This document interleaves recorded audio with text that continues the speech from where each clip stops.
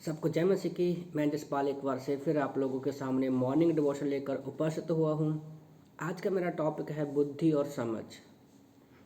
आप लोग मेरे साथ निकाल सकते हो। नीति वचन अध्याय 7 वचन 4 में लिखा है, बुद्धि से कह कि तू मेरी बहन है और समझ को अपनी साथन बना ले। परमेश्वर ने हमें बुद्धि और समझ क्यों दिया है? परमेश्वर ने हमें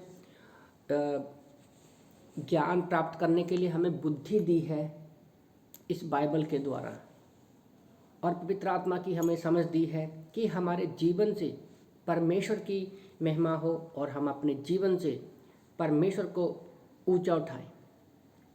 पर यहाँ पर आदमी करता क्या है? ज्ञान तो बाइबल से इकट्ठा करता है, पर जो समझ रहती है वो अपनी समझ का सहारा लेता है, ना कि परमेश्वर के पवित्र आत्मा की अगुवाई। वो ज्ञान प्राप्त करके क्या करता है? सिर्फ अपने आप को लोगों के बीच में ऊंचा उठाने की कोशिश करता है और वो नीचे गिर जाता है, जबकि ऐसा नहीं होना चाहिए। तो बुद्धि कहाँ से मिलती है और समझ का स्थान कहाँ है? अय्यूब की किताब अध्याय 28 वचन 20 में ये लिखा हुआ है। तो परमेश्वर उसका उत्तर देता है, बुद्धि और समझ क्या है?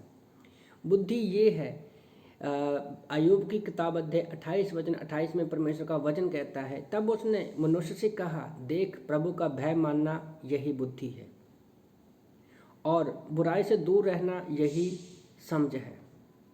तो ये बुद्धि और समझ दोनों साथ साथ चलती है, हम इसको अलग नहीं कर सकते। मैं सोच रहा था कि संसार की बुद्धि कहाँ से आती है। वो तो हमें पता ही है कि वो शैतान की ओर से आती है, और हमारे पास खुद भी की इच्छा भी है, और कुछ हम अपने आप से भी इकट्ठा करते हैं। हमारे पास खुद की बुद्धि भी है, परमेश्वर ने हमें खुद की इच्छा के साथ बनाया है।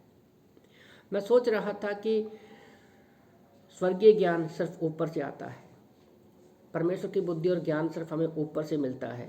लिखा है कि तुम में से समझदार कौन है, याकूब की किताब अध्याय 3 वचन 13 में।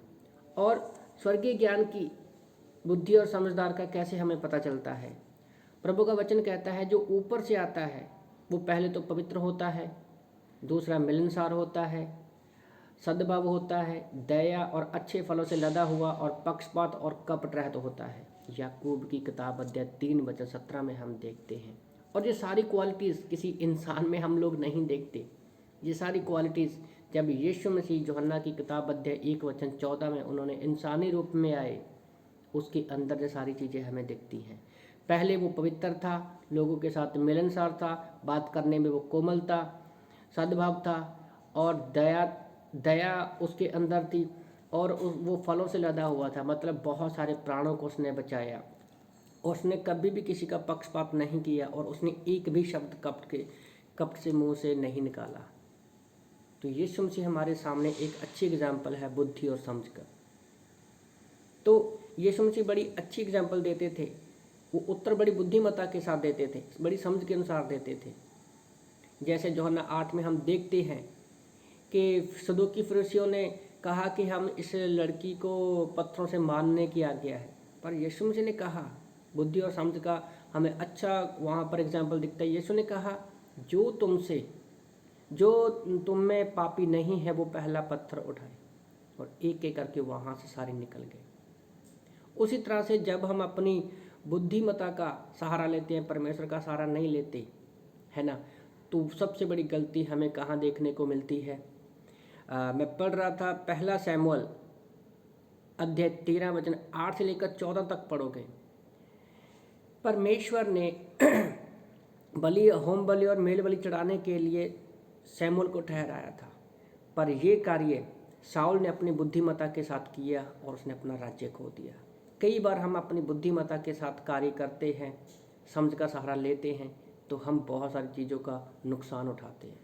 तो मैं आप लोगों को उत्साहित करना चाहता हूँ कि आज के इस छोटे से मैसेज के द्वारा कि बुद्धि और समझ परमेश्वर की ओर से ही है। बुद्धि हमें परमेश्वर के बारे में सिखाती है, और पवित्र आत्मा के द्वारा हम उसको लागू करते हैं। तो इन वचनों से परमेश्वर आपको आशीष दे। आमीन।